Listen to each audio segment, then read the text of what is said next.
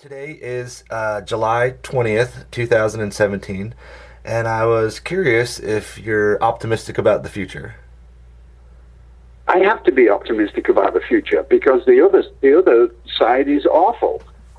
I have children. I have grandchildren. I have to think that this is a wonderful world and can be brilliant and beautiful. I have to, in spite of everything that's going on with this Trump administration. Yeah, I was going to say, you have one of the rare privileges of having dual citizenship, and both of these countries, Great Britain and the United States, have gone through quite possibly some of the biggest social and political upheaval in recent memory, and I'm curious what you see on both those fronts. Well, I've lived in America for almost 50 years now. So I'm a little less conscious of what's going on in England.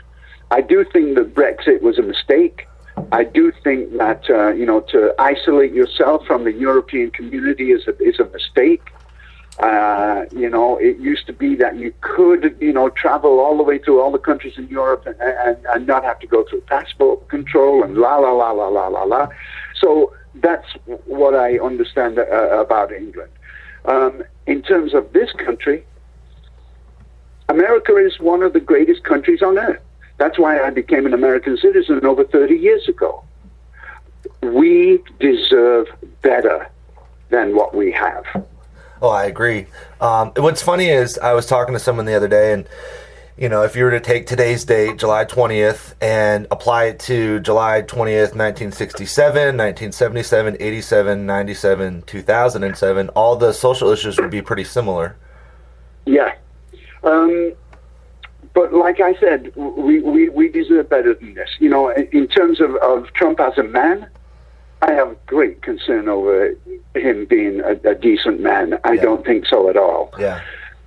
I think that one of the saddest things about this last election was that 48% of Americans that could vote didn't.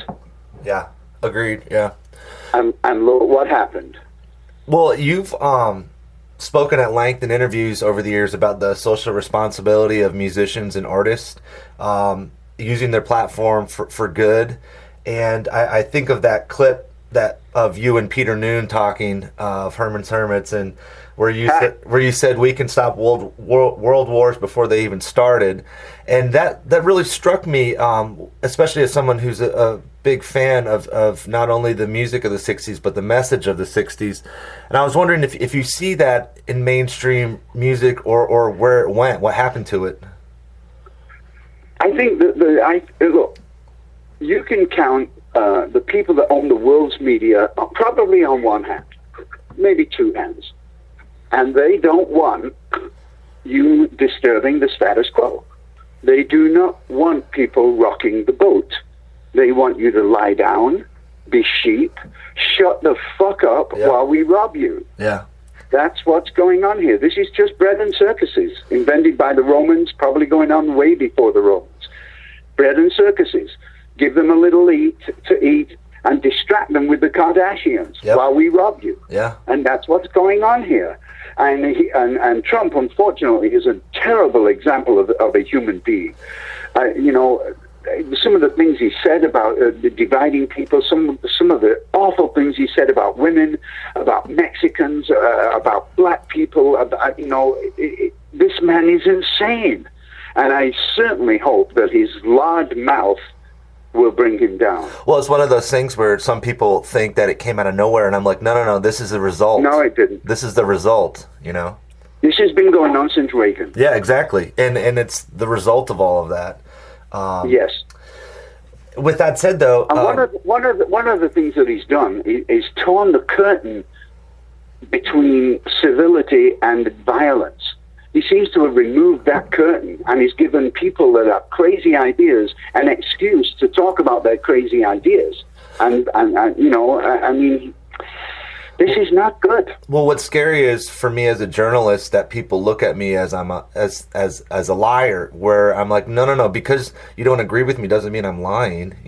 That's right. But that's part of the curtain that the Trump administration has torn away from the American public. But on a positive side, do you see any glimmer of hope with all this chaos?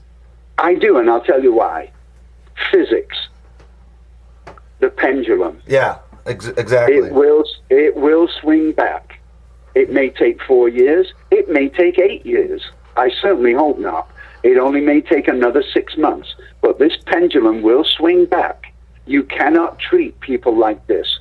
You cannot give them an entitlement like they've been given with Medicare and Medicaid and take it away. You can't do that.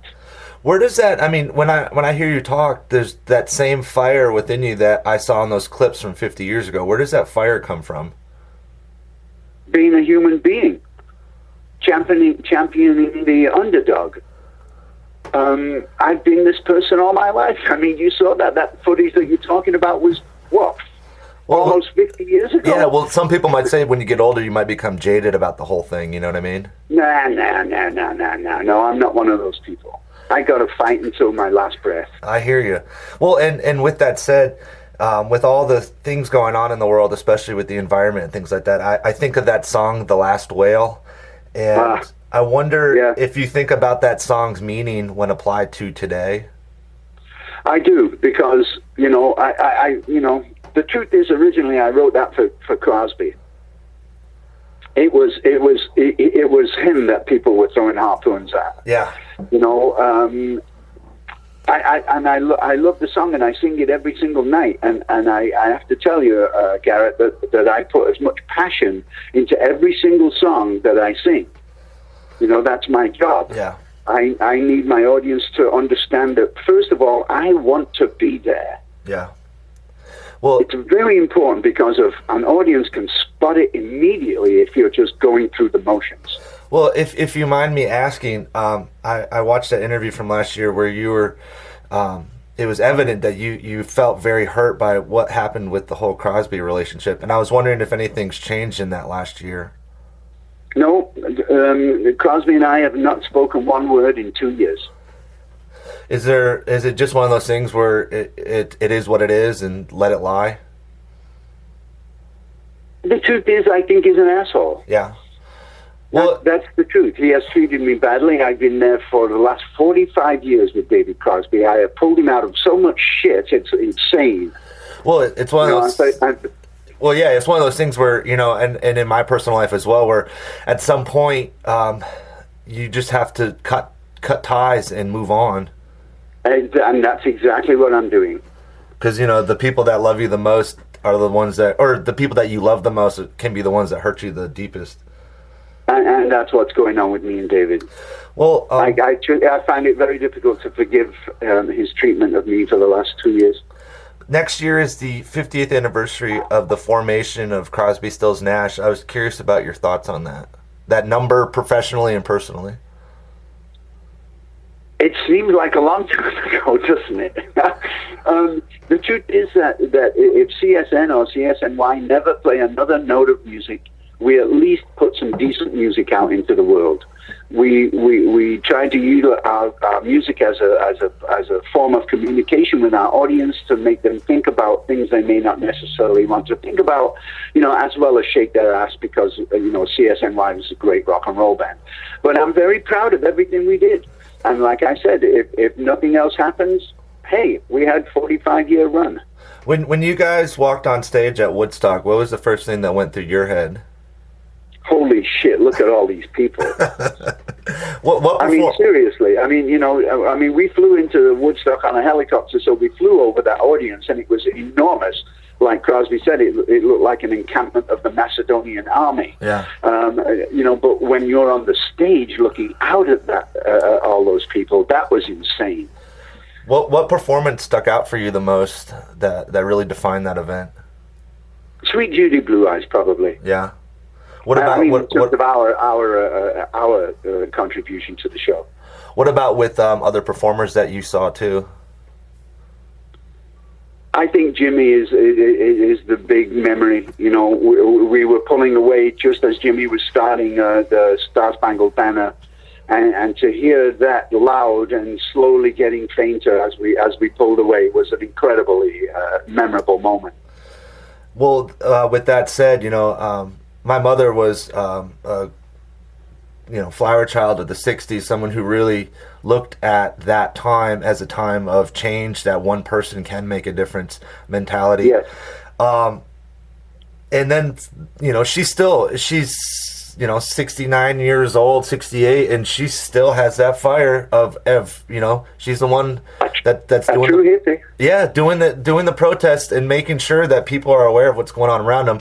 And I'm curious, with when people say that the 60s died with Altamont, what do you think when people say that? Because I look at it as I don't think the 60s ended until Nixon resigned in 74. Yeah. That's when I think the 60s ended. But then also, to a large degree, you could almost say that the 60s ended with Kent State. Yeah, but then I look at all the social change we've made, especially in terms of gay rights and legalization of marijuana and things like that, decriminalization, things like that. But yeah, everything the hippies stood for, I still believe. I'm a hippie myself, right to this day. I still believe that love is better than hatred. Yeah. I still believe that peace is better than war. I still believe that we have to take care of each other because we're all we have on this planet. I agree wholeheartedly. And you're 75 this year, and have you been having any full circle moments or perhaps a rebirth in your thought process or outlook?